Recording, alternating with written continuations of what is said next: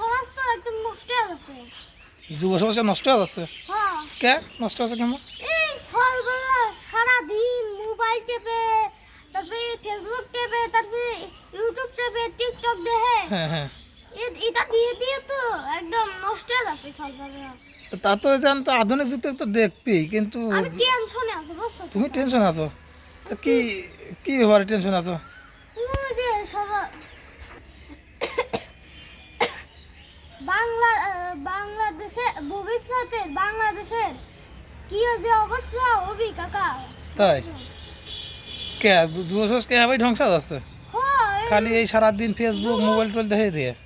যুব স্বাস্থ্য অবস্থা ভালো না কাকা। তাই হ্যাঁ, তা আমিও তো টেনশন করতেছি বাবা, আসলে তো ভবিষ্যতে কী হবে বাংলাদেশে তো ঠিক নাই, পোলাপান তো এমনই যে অবস্থা, ভবিষ্যৎ বাংলাদেশের নিয়ে তো আসলে টেনশনই, বুঝছো? হ্যাঁ, হ্যাঁ, যাক উপর আল্লাহ একজন আছে, সেই দেখে রাখবি নি, বুঝো নাই?